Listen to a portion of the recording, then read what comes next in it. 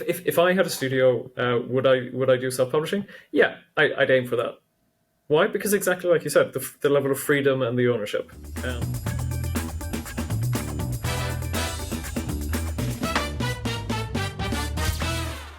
And welcome back to Banana Prima. From now on, it's going to be BLP for a reason. Today, we're in English, and I'm not alone. I've got Gustav Nisser from Starbreeze with me as this month's co-host. Hi, Gustav. How are you doing? oh, good, thanks. Good. You good? Are you tense a little bit?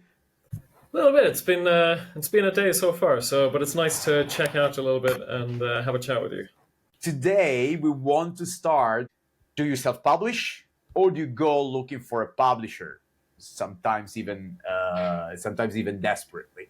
Um, so this is the question that keeps studios awake at night, and because both roads come Yeah. with pain, pressure, and a whole list of things that nobody wants to admit. So self-publishing.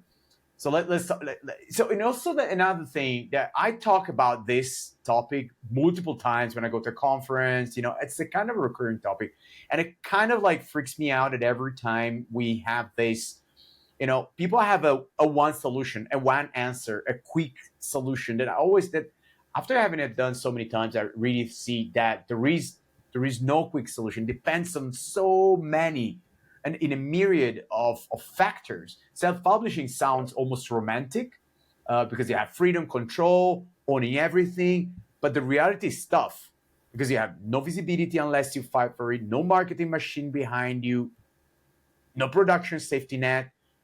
And also you suddenly become your own QA department, localization department, PR agency, community manager, crisis response team. On the other hand, working with the publisher can feel like salvation, funding, support, structure, platform relationships, someone who can actually shout loud enough to get the attention that you need. But the trade-offs are real. You have less control, you have revenue share, deadlines that you don't own, expectation that you have to meet, and sometimes also compromises that you didn't see coming. So it's not about ego, it's not about pride, it's about survival, timing, resources, knowing that what you can realistically handle. Yeah. So I want to go like straight at you at this point and asking you exactly that question. What is the illusion? What are the illusions that team have when they imagine self-publishing? That would be like the simpler path, or is the simpler path, or did they give you enough stuff to? Yeah. Oh, yeah. Absolutely. There's a lot that you touched on there, and it's definitely. I mean, in a way, I would almost say that working with a publisher is a simpler path, because there's less things that you need to do. Yes, it can be hell, depending on your experience, but it removes a lot of things that you would otherwise have to do. So, I mean, there's. I think one of the things that I tend to find is that there's a lot of wishful thinking when it comes to publishing, and that is both when it comes to self-publishing and working with a publisher.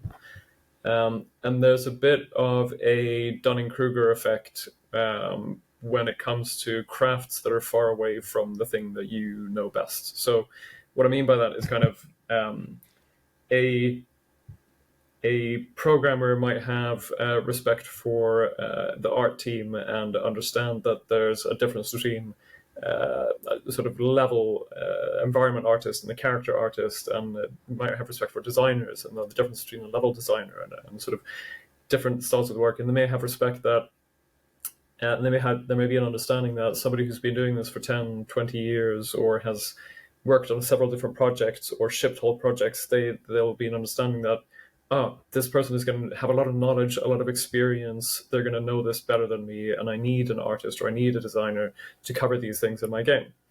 But there's not the same level of sort of understanding or respect when you go further away. So, for example, there might not be the same level of understanding or respect for a marketing person or somebody who knows sort of whether it's social media or commercial aspects or um, even production for some smaller developers. So I think there's an aspect where there's a limited understanding of just how much it needs to happen under the hood and how much is going on under the hood in a publisher um, from different developers. And it's one of the best one of the things that makes this most clear is um, there tends to be a difference between developers who have had a publisher versus the ones that are the ones who've done it both ways, and the ones who are completely new to it. For example, the ones who are completely new to it tend to have a much more romantic vision of self-publishing.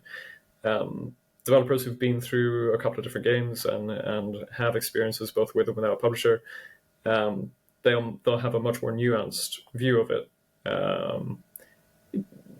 I mean, both have their pros and cons. You can also have a dream scenario in both cases. You can have a self-publishing dream scenario where you have all of the control, all of the revenue, and you manage to cover off all of the work, and that's amazing.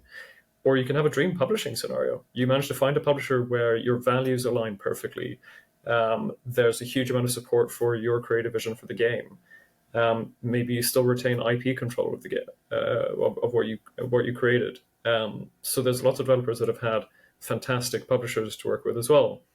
Those tend to not be the stories that are shared. But yeah, so there's dream scenarios in both cases, and what you got to remember is a publisher. There is an absolute crap ton of work done by a publisher, assuming you're working with a publisher who's taking their side of the relationship seriously. So one of the things to be mindful of is the level of risk. So when you bring on a publisher, you're also sharing the risk. It's not just the work or the funding that's being shared in terms of just the sort of day-to-day stuff, but they're also taking on a big share of the risk involved in making that game. When you add partners, you hopefully dilute the risk. Um, then there's just a mountain of work that will be varying sizes depending on the size of the game and the scope of the ambition of the game. You'll need to have a proper go-to-market strategy and plan. If you don't have anybody who's done that before, it's not going to be a very good one. You're probably going to miss a lot of things. Yeah. The level of relationship you have with the platforms, Steam, PlayStation, Xbox, Epic, hardware providers like Nvidia or software partners, the relationships that you have with these companies can massively impact both your ability to release the game, solve problems that pop up, get additional marketing support. It's not just the relationships, it's understanding these partners and what these partners want, and understanding what's important to these partners and using the right words and talking to the right people at the right time. One of the biggest shocks that particularly indie developers coming from Steam going to console tend to face is the sudden change in the level of agility and flexibility that the other platforms don't have. So I mean, with Steam, you can just kind of ship a patch whenever you want. There's no real certification process. You can kind of be very ad hoc with very limited planning. With consoles, if you want to get that right, you got to be a year ahead of time in terms of planning, at least for the release of the game. And you have massive certification processes that you need to understand. I've had developers who have kind of seen platforms as their own personal QA departments, which is not how certification works. Yeah, no. No. Yeah, No, I know it's that's like yeah. For example, that's so often they get that. Oh no, we've done it internally. Doing it a little bit when I have time. After hours is like, yeah, that's not really how certification or even just QA in general is, right? One thing is yeah, playing a game and finding bugs that you may encounter. One thing is knowing how to look for bugs. But yeah, exactly. Yeah, and the level of detail that goes into it's if I had a studio, would I do self publishing? Yeah, I'd aim for that. Why? Because exactly like you said, the level of freedom and the ownership. isn't But that maybe your answer now is also a little bit skewed by the fact that you have massive knowledge of publishing, and then you would know where to go, what to do. I wouldn't go so far as to say that I have massive knowledge of publishing or a lot of these different pieces, but I will say that I'm confident that I know a lot of what I don't know, or I have an understanding of Uh-huh. where my gaps are and how much I don't know. So, what I do know, for example, is I have a reasonably good understanding of all the different pieces that need to be in place. I have a reasonably good understanding of how much effort needs to go into different pieces. So I know that I need to solve those things. Um, and I would say self-publishing with a caveat where I Okay. wouldn't want to rely on myself or my team to do everything. I would work with partners. I would find experts in different fields. Um, some places that's difficult because it's very, very relationship based. There it needs to be something that's in house.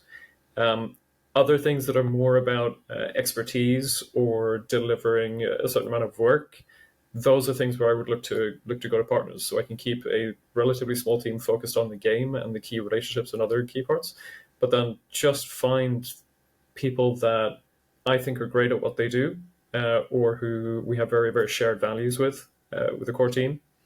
Um, so people that we know we can work well with, because that's also one of the best key things. Like things tend to turn out better if you work with people you enjoy working with. Oh yeah, Um, no shit. I mean, yeah, of I'd course. rather work with somebody who's a little less experienced, or even not just objectively not as good, but we work well together. Um, Okay. I have a question. So, what are there, if there are, the type of publishing deals that you can strike? Meaning, so I imagine now. Let me share with you one thing, right? Like on mhm. screen, so that also people will see it. So, and then at least is a starting point. So I have this. Let's close this. Like, so I have Fabian Hunziker. He's like a friend of mine. I met him like years ago in Paris. He writes me this. Basically, I even published this on LinkedIn because it was really nice. At the end, it tells me, it's for people like you that I do things, blah blah blah.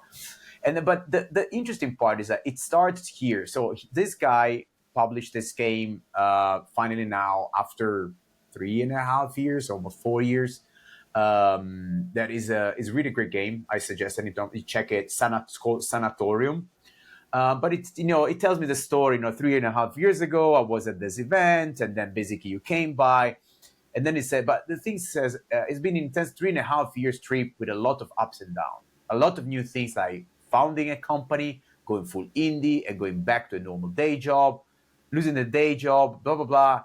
And there's like pitching to crazy important and extremely useless dudes, getting to know awesome people, traveling to Cologne, San Francisco, Paris, Poznan, Barcelona, Malmo, and Luleå. I don't know where Luleå is. Lulu, Getting Luleå is that in Sweden? yeah, That's okay. Sound like Swedish. Getting ghosted by nice people and getting harassed by shady guys. Diving deep into the business, asking myself, why am I doing this? I'm just the guy who does the art, and so on, right? And then the message continues, blah blah blah. But so this is the journey that most people experience, yeah, and I'm wondering, right? Should we, or are there things that we can say, if we met Fabian 3.5 years ago, we could tell him, listen, you don't need to go full publisher. Maybe there are some publishers that offer a smaller type of deal, or yeah, only a marketing deal, or marketing plus QA, or QA plus relationship with the platform holders. So are there different type of deals that these people can maybe aim towards? yeah. God, yes. And there's basically every every possible variation that you could imagine exists and has been done. Honestly, I think one of the best things that you can do if you're starting up a game company or game studio, or even have one that's started running, is make sure that you have a business person,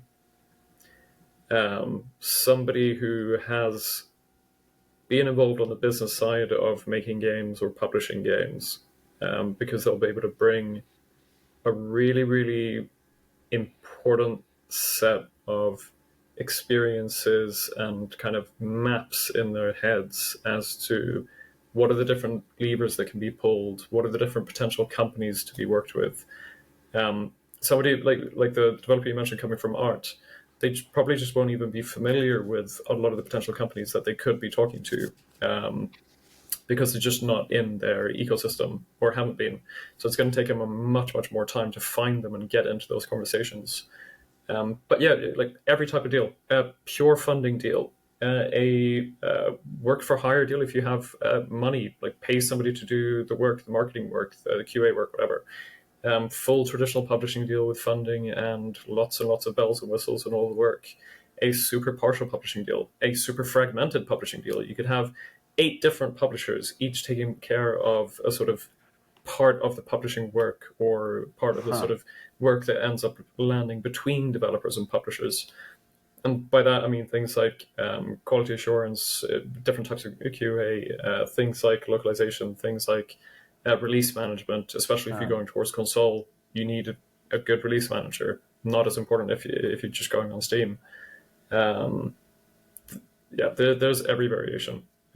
There's with or without equity ownership. There's with or without revenue share. There's lots of ways to structure those commercial terms, how long the deal is in place, whether the IP is involved and to what degree, if it's a straight up IP deal, if it's a buyout deal, if it's something else. Mm. There are Mm. there's everything, and it's all down to sort of figuring out a way where everybody feels like they win. I don't believe in zero sum deals. I'm very much in preference of win-win scenarios or sort of even multi-party deals where there's a win-win-win. Um, Okay. yeah, No, it's very clear. It's. I mean, you made it crystal clear. There are. or less clear because I mean, No. It's clear. Like that's one thing, for example, that I didn't know. Right? I haven't published a game myself, so I didn't know. That's why hence the question, genuine question I had, because I started hearing this type of like horror stories like multiple times, and the feeling I had. So, for example, currently there is a Swedish friend of mine that she has, I think, is a really nice game, and I saw it now in Malmo. I know the game the first time. It's more than 2 years ago. She might be in a similar situation as Fabian. I think it might be 2.5 years. So anyway, and then this game is really nice, and she struggles so much finding a publisher. I don't know now if she found someone or not. She decided to go solo, but the game is so nice, and I find very hard to yeah, understand why this terrible journey. So, what it can be a should? lot of things. Damn, So look at the it can game. be. There are a lot of I've seen a lot of really nice games. And from a publisher perspective, some of them I've said no to because some of them because it's an amazing game. I personally love it. I see a massive audience for it, but it's not a fit for our strategy. It's just not a fit for the direction that we're going as a publisher, our brand, our community, etc. It's not the type of game that our team really knows inside and out. I mean, if you take a publishing team that I think does an absolutely amazing job when it comes to the brand is the publishing team for Life is Strange. Yeah. Fantastic Oh game, yeah. an incredible team. But if you throw an FPS game in front of that team, that's not going to go great. If you throw a sort of, you know, Yeah. same thing, people Okay. specialize. From Software is And amazing at then what they do because, so that can be one thing. Another thing can be niche versus niche and the opportunity versus the cost. She might have an absolutely amazing game, but maybe it's a little bit too niche. So maybe the ROI isn't there. uh-huh. So at the end of the day, most publishers have to make money if they're going to invest Of course. time and or money. They have to maximize the ROI on that. So they have to look at if I put in this much cost and effort, how much money am I going to get out of it in the next 12 months, 18 months, 36 months, whatever timeline you're looking at. And then you got to compare that against the different projects. So it might just be that her project maybe just doesn't have the same ROI. Could also be bad Yeah. luck. There's a lot of games looking for publishers right now, and not just right now. In general, it's one of the things where you kind of just have to stick it out Yeah. and build a network.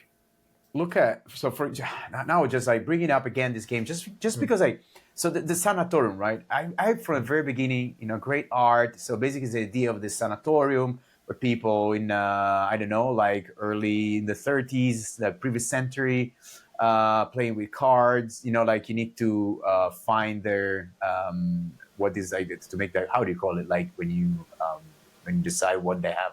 What is it called? The word is like slipping my mind, even in Italian. When you need to decide what type of disease they have, and of course, like mental disease, blah blah blah. Really, really, really good, really, really good game. And I wonder I why. And immediately also think about the potential minefield of having gamers start diagnosing psychological.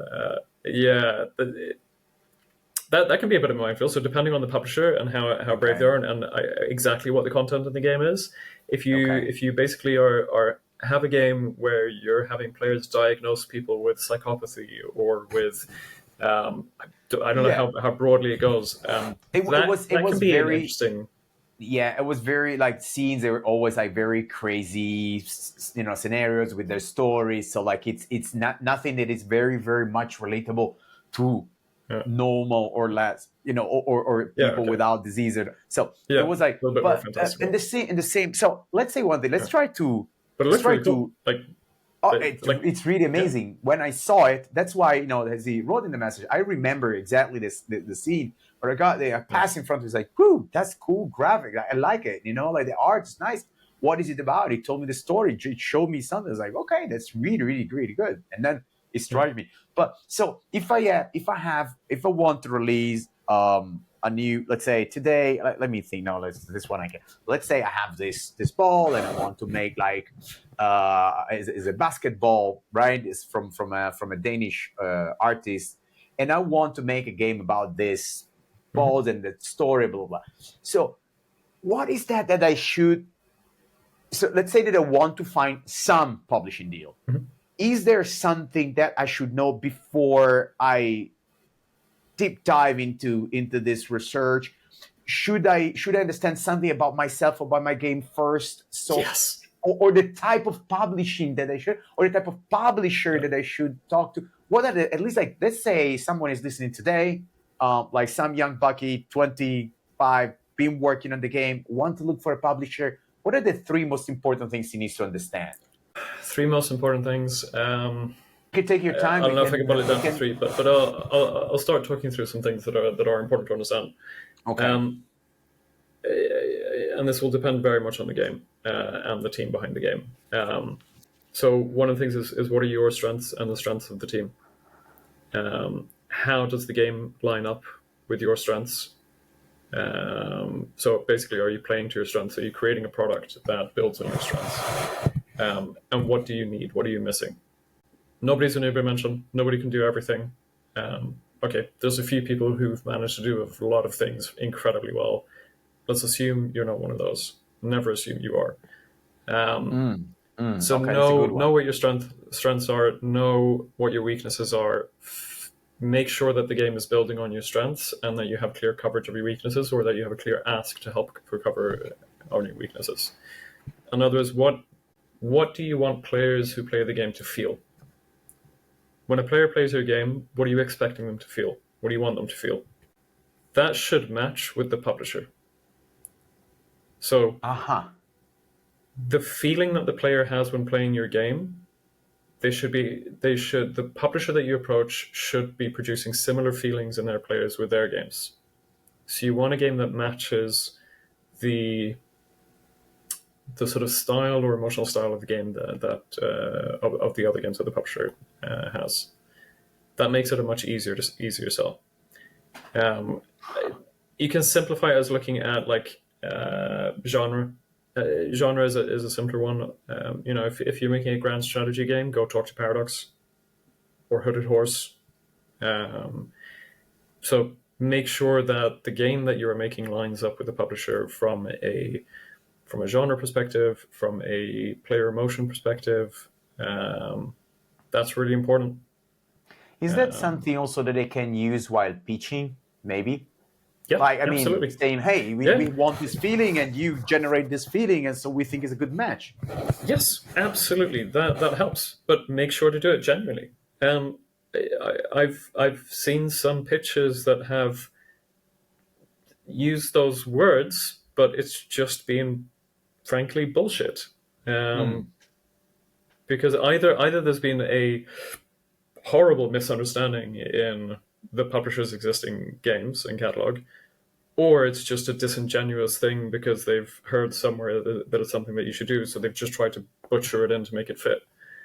Um, and I mean, in a way, it's a numbers game. So I'm not going to tell you to never send your pitch to publishers that aren't necessarily a match, because Okay. when you're desperate, you're desperate. But it could hurt.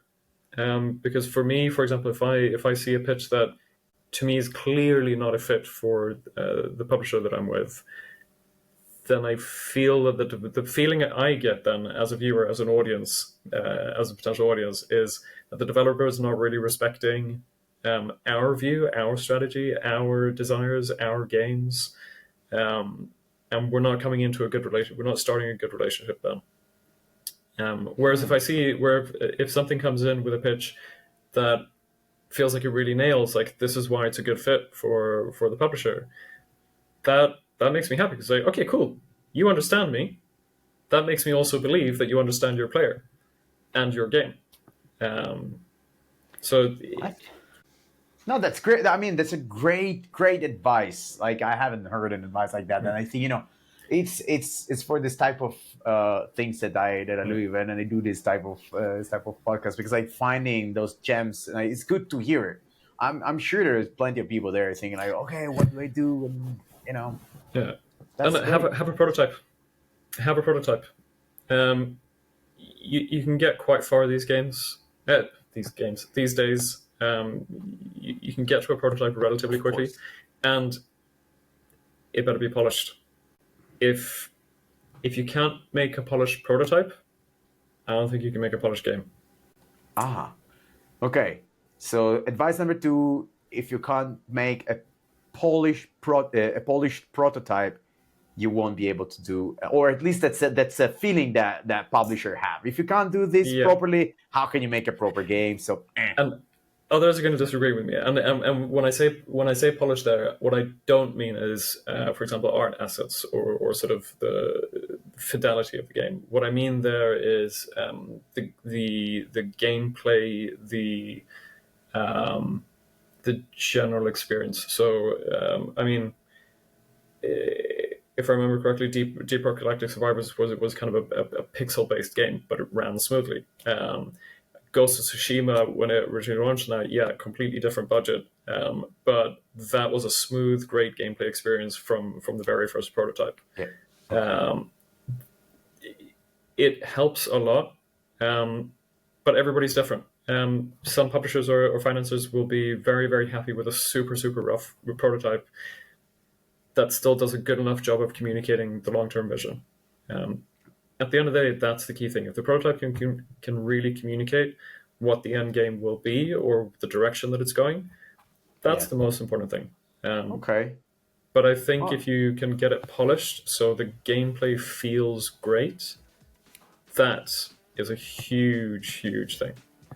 do you think we talked about the topic? It's great talking to you about this. It's a huge subject. If anything, I'd want to Yeah. talk about it much more, because I feel like it would be great to get a little bit more concrete on some of these things, and maybe focus on a few pieces, because there's a huge amount to cover. If anything, I just feel like just kind of touching the surface. Okay. So, thank you, Gustav. Thank you, everyone. And if you reach this moment, please leave a comment. And if you have questions, or if you have topics that you would like us to explore, let us know. We're gonna try to cover it. So, thank you, Gustav. Thank you, everyone. Cool. Ciao. Thanks, everyone. Ciao.